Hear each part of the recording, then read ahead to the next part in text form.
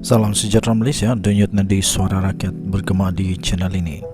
Terima kasih kerana bersama-sama dalam channel ini untuk mendapatkan berita-berita dan ulasan-ulasan terbaik untuk seluruh rakyat Malaysia. Bagi anda yang pertama kali bersama-sama dalam channel ini, sila tekan butang subscribe, like dan share. Malaysia kita punya, cintai Malaysiaku, kita jaga kita. Sekali lagi, bagi anda yang pertama kali, sila tekan butang subscribe, like dan share. Kita mulakan berita menarik hari ini.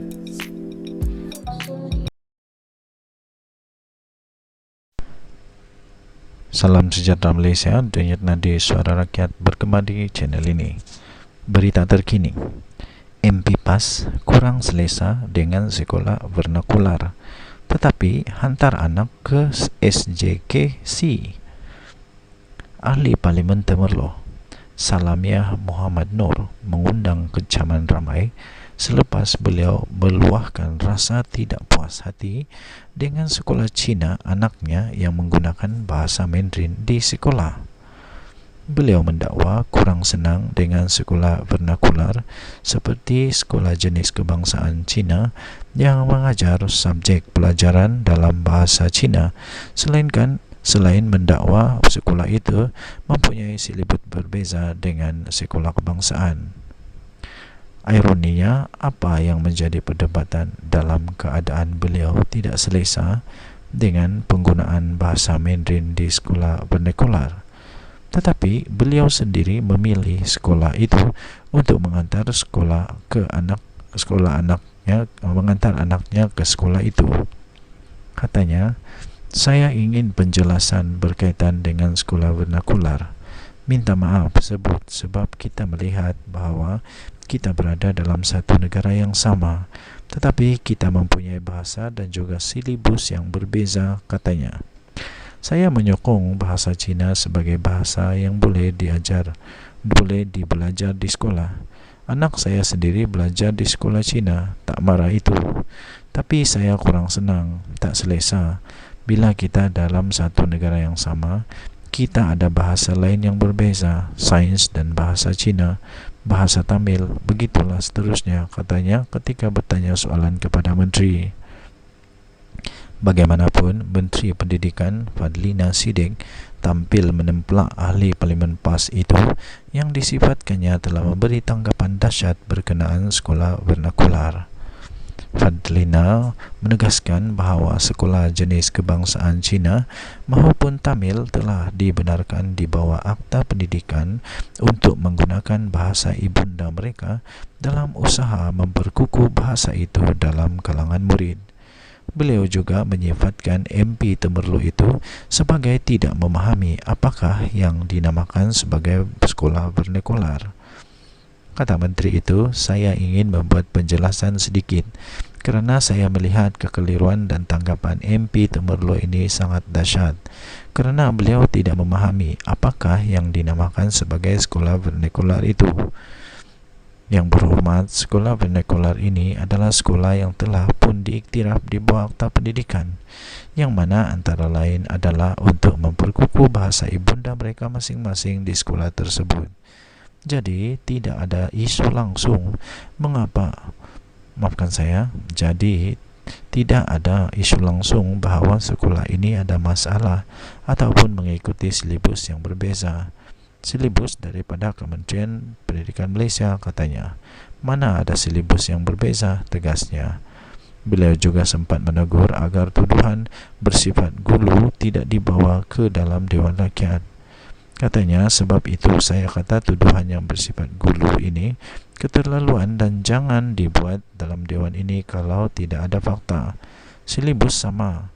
Sekolah vernakular untuk mempertahankan bahasa ibunda mereka, tak ada masalah. Akta Pendidikan benarkan, ujarnya lagi. Denyut nadi suara rakyat bergema di channel ini. Jangan lupa tekan butang subscribe, like dan share. Malaysia kita punya, cinta Malaysiaku, kita jaga kita. Bye-bye. Salam sejahtera Malaysia, denyut nadi suara rakyat bergema di channel ini. Nampaknya akhirnya Mursyidul Ampas Hasim Jasin. Mursidul Ampas Hasim Jasin akhirnya buka mulut, buka suara dan memberi pembayang yang agak mensekolahkan Bersatu. Persoalannya, adakah kenyataan daripada Hasim Jasin ini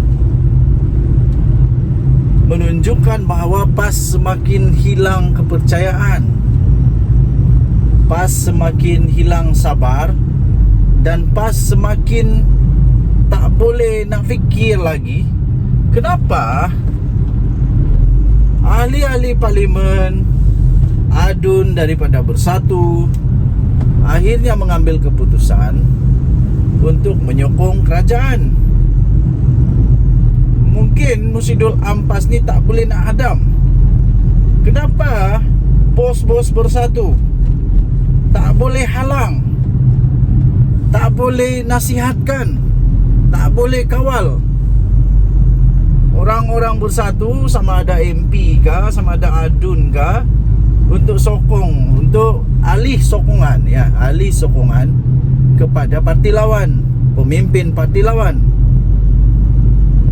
Jadi sampai dia sekolahkan, ini dia sekolahkan pemimpin-pemimpin Bersatu supaya meniru, ambillah teladan daripada PAS bagaimana memilih calon dalam pilihan raya.